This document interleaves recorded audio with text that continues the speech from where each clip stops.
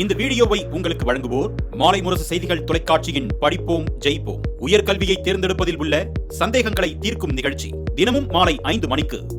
திரு ஹஃபீஸ், சித்தாந்தத்தை வைத்து மக்களினுடைய இல்லை நீங்க கொடுத்த வாக்குறுதியை நிறைவேற்றாத ஒரு நிலையை மடைமாற்றிக் கொண்டே இருக்கிறீர்களா? அதான் இங்க இருக்கக்கூடிய விஷயமா?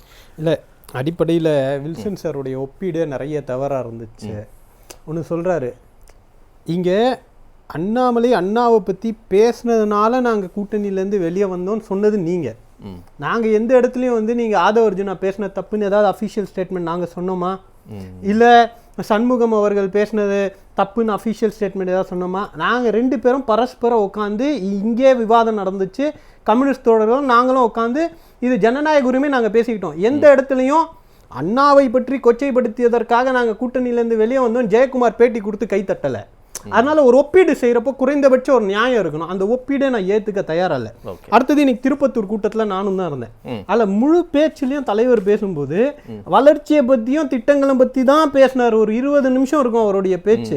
அதில் 17 நிமிடங்கள் தமிழ்நாட்டுக்கு இந்த ஆட்சி செய்தது என்ன அப்படின்றது தான் அவருடைய பிரதான பேச்சா. முதல் பாதி அதை சொல்லிட்டு ரெண்டாவது பாதியில தான் இந்த பாஜகவுடைய அதிமுகவுடைய அரசியலை பத்தி பேசும்போது மாநாடை குறிப்பிட்டு எல்லாரும் பேசிட்டு இருக்காங்க. இது ஆன்மீக மாநாடு நடந்தது ஏன் இல்லைங்கிறீங்களா? ஆமா, என்னங்க அதுல ஆன்மீக மாநாடுல ஏங்க தீர்மானம் இந்துக்கள்லாம் ஒற்றுமையை சேர்த்து தன்னுடைய வாக்கு வங்கியை நிரூபிக்கணும்ன்ற தீர்மானம் ஆன்மீக தீர்மானமா? இது ஆன்மீக மாநாடுல நடக்குமா? அப்ப இது வாக்கு வங்கி அரசியல் பேசுறதுன்றது ஒரு ஆன்மீக மாநாடே இருக்க முடியாது. அது அரசியல் மாநாடு. மதத்தை வச்சு யார் அரசியல் பண்ணிக்கிட்டு இருக்கான்றத சொல்ல வேண்டிய ஒரு கட்டாயம் இன்னைக்கு ஆட்சியில் இருக்கிற எங்களுக்கு இருக்குது. நீங்க என்ன செஞ்சிட்டீங்க?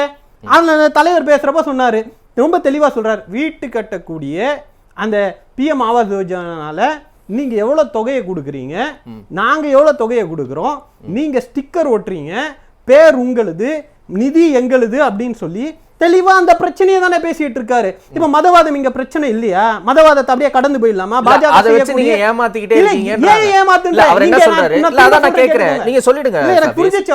வாக்குறுதி இப்ப பழைய பென்ஷன் திட்டமா இருக்கட்டும், மாத ஒரு முறை மின் கணக்கீடா இருக்கட்டும், எல்லாமே பேசணும். சண்முகம் கூட கேட்கிறார், வில்சன் மட்டும் கேட்கல. அத பேச வேண்டிய பொறுப்பு யாருக்கு இருக்கு? அதிமுக எடப்பாடி பழனிசாமிக்கு இருக்குல்ல. அத பேசுங்க வெளியே வந்து, நாங்க அதுக்கு பதில் சொல்றோம். ஆனா அதுக்காக மதவாதம் செய்யக்கூடிய அரசியல் நாங்க கண்டுக்காம போனோம்னு ஒரு கட்டாயம் நிர்பந்தம் எங்களுக்கு கிடையாது. அதுக்கு தான் 40 MP கொடுத்துட்டோம். சரி, இது சட்டமன்ற தேர்தல். அந்த 40 MP கொடுத்ததுக்கு அப்புறம் அத பத்தி அவங்க பேசினா அத பத்தி மௌனமா இருந்துருமா? சட்டமன்ற தேர்தலோட இலக்கு என்ன? சட்டமன்ற தேர்தல்ல இது பிரச்சனைங்க. சட்டம் ஒழுங்கு இன்னைக்கு என்ன இந்து முன்னணியிலேயே ஒரு திருப்பூர்ல ஒருத்தர் கொல்லப்பட்டிருக்காரு. எதுக்காக கொல்லப்பட்டிருக்காங்க? உள்கட்சியில அவங்க மதத்தை வச்சு அரசியல் செய்யறதுல நீ பெரியவனா நான் பெரியவனான்னு ஒரு வெட்டுக்குத்து நடந்திருக்கு. அது சட்டம் ஒழுங்கு பிரச்சனையை கொண்டு வரலையா? மதவாதம் பேசுறது சட்டம் ஒழுங்கு பிரச்சனை கொண்டு வரலையா? எத்தனை இடங்கள்ல இந்து முன்னணி தன்னுடைய வீட்டுல குண்டு வீசிட்டு ஐயோ யாரோ பயங்கரவாதிகள் போட்டாங்கன்னு இந்த சட்டம் ஒழுங்கு நாடகத்தை நடத்தலையா? அப்ப மதவாதத்தை வச்சு அரசியல் செய்யறது யாரு? இது எவ்வளவு பெரிய வார்த்தை! திராவிடத்தை வேற இருக்கவான்னு கூப்பிடுறது. இந்த மாநாடுக்கு போய் அமைதியை காத்துட்டு வந்த அதிமுக மதவாதத்தோடு ஒன்று சேர்ந்திருக்குன்னு சொல்லக்கூடிய குறைந்தபட்ச பொறுப்பு திமுக தமிழ்நாட்டில் இருக்கக்கூடிய எல்லாருக்கும் இருக்கு. உதயகுமார் அதானங்க சொல்றாரு, நாங்க கூட்டணி விட்டு வெளியே வந்திருக்கோம், அதை உங்களுக்கு அறிவுறுத்துறேன்னு சொல்றாரு. அப்ப வந்துருங்க, திரும்ப நீங்க சொல்றத செய்யணும்னு ஏன் எதிர்பார்க்கறீங்க? நாங்க எதிர்பார்க்கல. ஏங்க நீங்க தலவாய் சுந்தரத்தை ஏன் கட்சியில இருந்து நீக்கினீங்க? ஏன் நிக்கிறீங்க? RSS விழாக்கு போனாருன்னு தானே நிக்கிறீங்க. இன்னைக்கு உங்களுடைய வேலுமணி போறாரு, இப்ப ஏன் நிக்குது? அவர்தான் விளக்கம் கொடுத்துட்டாரு. என்ன விளக்கம் கொடுத்தாரு? பேரூர் ஆதீன அழைப்பு, பாரம்பரிய அழைப்பு, நான் போனேன். அதே அழைப்பு தானே தலவாய் சுந்தரம் சொன்னாரு. அண்ணாவுக்கு எதுனா நாங்க சும்மா இருக்க மாட்டோம்னு சொன்னார்ல. சும்மா இருக்கிறீங்களே, ரெண்டாவது வாட்டி சும்மா இருக்கிறீங்களே. முதல் வாட்டி சொல்றப்ப கூட்டணியில இருந்து வெளியே வந்த ரோஷம் இந்த வாட்டி ஏன் வரலன்ற ஒரு கேள்வியை கேட்கிறோம். ஏன்னா மதவாதத்தை வைத்து பாஜக வேணா வளரலாம், அதிமுக வளர முடியாது. ஏன்னா தமிழ்நாட்டில் அதிமுகவுடைய வாக்கு என்பது பெரியார் அண்ணாவுக்கான வாக்குகளும் சேர்ந்துதான். பாஜக பாபர் மசூதி இடிப்புக்கு பிறகு வளர்ந்துருக்கு அப்படின்னா அது வட மாநிலத்தில் பாஜகவுடைய வளர்ச்சிக்கு வேணா சரியா இருக்கும். ஆனா இங்க மதவாதம் என்பது, சிறுபான்மை வெறுப்பு என்பது it's not a problem of the minority. அது இங்கே இவர்கள் கக்கக்கூடிய மத வெறுப்பு, சிறுபான்மை வெறுப்பு, கிறிஸ்தவ எதிர்ப்புன்றது இது கிறிஸ்தவர்களுக்கான முஸ்லிம்களுக்கான பிரச்சனை இல்ல. இங்க இருக்கக்கூடிய இந்து பெரும்பான்மையானவர்கள் அதை ஏற்றுக்கொள்ள மாட்டாங்க. சரி, உங்க கருத்துக்கே வர அதிமுகவுக்கு இல்ல. சரி, உங்க பாயிண்ட்க்கு வரேன். பாபர் மசூதி இடித்ததற்கு பிறகு 6 ஆண்டுகள் கழித்து தான் அதிமுக முதன்முறையா பாஜகவோட தமிழ்நாட்டுல கூட்டணி வைக்கிறாங்க. அந்த நாடாளுமன்ற தேர்தல்ல 39ல 30 சீட் அதிமுக பிஜேபி கூட்டணி ஜெயிக்குது.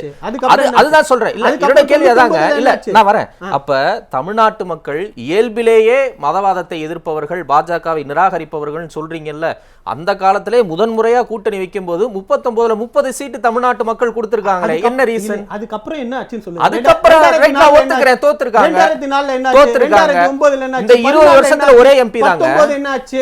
20 நான் 5 தேர்தல் 5 பாராளுமன்ற தேர்தல்களை கணக்கு சொல்றேன். நீங்க ஒரு தேர்தல் வச்சுக்கிறீங்க. முதல் தேர்தல்ல அங்கீகரிக்கும் போது என்ன ரீசனா இருக்கும்னு கேக்குறேன். ரீசன்னா அதுதான் சொல்றீங்க. அன்னைக்கு இருந்த கால சூழல் என்பது வேற. இப்போ பாஜக வந்து நீங்க சொன்ன மாதிரி பாஜக தமிழ்நாடு மக்கள் ஏத்துக்கிட்டா ஏன் பூஜ்ஜியமா நிக்குது? ஏன் பூஜ்ஜியமா நிக்குது? ஏன் 4 சீட்டுக்கு கூட அதிமுக தேவைப்படுது? இன்னைக்கு உருட்டி மிரட்டி அதிமுகவோட கூட்டணி வைக்க வேண்டிய ஒரு கட்டாயம் பாஜகவுக்கு இருக்குது அப்படின்னா, அதிமுகவும் அவர்கள் செய்யக்கூடிய மதவாதத்தை பொறுத்திருந்து அமைதியா கேட்டுட்டு போகுது அப்படின்னா, அவங்க 2 பேர் இந்த மதவாத அரசியலுக்குள்ள ஒண்ணு போயிட்டாங்க. கொள்கை வேற, தேர்தல் கூட்டணி என்பது வேற அப்படின்னா கரெக்ட், புரிஞ்சுக்க முடியுது. எல்லா கூட்டணியும் கொள்கை கூட்டணியா இருக்கணும்னு அவசியம் இல்லை. ஆனா கொள்கையை சமரசம் செஞ்சுக்கிட்டு ஒரு கூட்டணி வைக்கிறத தமிழ்நாட்டு மக்கள் நிச்சயமா ஏத்துக்க மாட்டாங்க. அந்த வீடியோ பெரியார் அண்ணாவை, சரி கலைஞரும் அந்த வீடியோல இருந்தாரு, உங்களுக்கு கலைஞர் ஒத்து வராது. பெரியார் அண்ணாவை அவங்க கொச்சப்படுத்தியிருக்காங்களே, வெளிப்படையா இதை கண்டிக்கிறோம், பாஜகவும் சேர்ந்து கண்டிக்கணும்னு சொல்ல முடியுமா? பெரியாரை அண்ணாவை போன வாட்டி நீங்க வெளியே வந்ததுக்கு என்ன காரணம்? அண்ணாவை பற்றி அண்ணாமலை தப்பா பேசினார். இன்னைக்கு அதுதான் நடந்திருக்கு. இன்னைக்கு ஏன் கூட்டணியில தொடர்றீங்க? இன்னைக்கு என்ன காலம் மாறிச்சு? இன்னைக்கு என்ன உங்களுக்கு நிர்பந்தம் வந்துச்சு அப்படின்னா, உங்களுக்கு ஒரு நிலைப்பாடு எடுக்க முடியாம தவிச்சிட்டு இருக்கீங்க. அதிமுக தொண்டர்களே கேட்கக்கூடிய கேள்வியாக இன்னைக்கு மாறி இருக்கு. சரி, உங்க கூட்டணிக்கும் அதே மாதிரி சொல்றாங்க. இந்த 2 வாரமா சிபிஎம் சண்முகம் உங்களை எப்படி விமர்சிக்கிறாரு?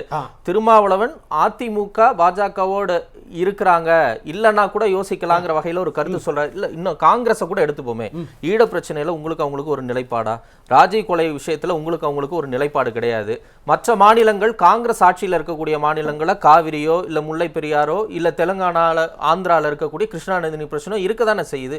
உங்களுக்குள்ளேயும் பல முரண்கள் இருக்கும்போது ஒரு கூட்டணியா வழி நடத்தி செல்றீங்க. அவங்களுக்கு என்ன கஷ்டம்? ஒரு இன்டர்ஸ்டேட் ப்ராப்ளம்ல பாஜக இருக்கும்போது அதே நிலைப்பாடு தான் காவிரி விவகாரம், அது மாறாது. அதுக்கு முன்னாடி நான் கேட்டேன், அதுக்கு வரேன். ஈழத்தமிழர்கள் விஷயத்துல அன்னைக்கு அவர்கள் எடுத்த நிலைப்பாடு வேறு, இன்னைக்கு அவர்கள் எடுத்திருக்கக்கூடிய நிலைப்பாடு வேறு. 7 பேர் விடுதலையில நாங்க முரண்பட்டு நிக்கிறோம். ஆனா அது எல்லாமே தமிழ்நாட்டுடைய அடிப்படை கோர் பிரச்சனையா? அண்ணாவுடைய பேரை வச்சுக்கிட்டு அரசியல் நடத்தக்கூடியவர்கள் அண்ணாவை அவமதிப்பதை ஏற்றுக்கொண்டு போற அளவுக்கு இதையும் சமப்படுத்தி பார்க்க முடியுமான்ற ஒரு கேள்விதான். திராவிடம்ன்ற பேர் வச்சுக்கிட்டு திராவிடத்தை வேறறுக்கவான ஒரு மாநாடுக்கு போறதும், ஈழ விவகாரத்திலையும் இல்ல ஒரு பாலிசி மேட்டர்லையும் நாங்க வந்து முரண்படுறது, ஒரு அரசுடைய பாலிசி மேட்டர்லையும் ஒரு கட்சியுடைய பாலிசி மேட்டர்ல முரண்படுறது வேற. ஆனா இங்க நேரடியா அண்ணாவை கொச்சைப்படுத்தியிருக்கிறார்கள், திராவிடத்தை கொச்சைப்படுத்தியிருக்கிறார்கள். இங்க மதவாதம், ஆன்மீக, இது வந்து தமிழ்நாட்டுக்கு அறவே ஒவ்வாமையான விஷயம்ங்க. மதத்தை அரசியலுக்குள்ள கலக்கிறது, அதை கள்ள மௌனம் காத்துக்கிட்டு இருக்கிறது தான் பிரச்சனையா பேசுறோம். அதை தவிர்த்து நாங்க வந்து வாங்க வாக்குறுதிகளை பத்தி பேசுங்க எல்லாம். வில்சன் சார் ஒரு விவாதத்திலையும் வாக்குறுதி பேசுறோம்.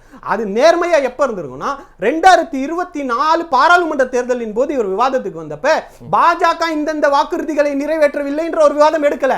அப்ப உள்நோக்கத்தோடு நீங்கள் எடுத்து வைக்கக்கூடிய எல்லா விமர்சனங்களுக்கும் நாங்கள் தெளிவாக பதிலடி கொடுக்க தயாராக இருக்கிறோம். அந்த தலைப்புல விவாதம் வைங்க, அப்ப நாங்க விவாதிப்போம். இன்னைக்கு எந்த தலைப்போ அந்த தலைப்புல நின்னு பேசிக்கிட்டு இருக்கோம். திரும்பவும் சொன்ன மாதிரி பாஜக வளர்வதற்காக இங்க மதவாதத்தை புகுத்தி கொண்டிருக்கிறது.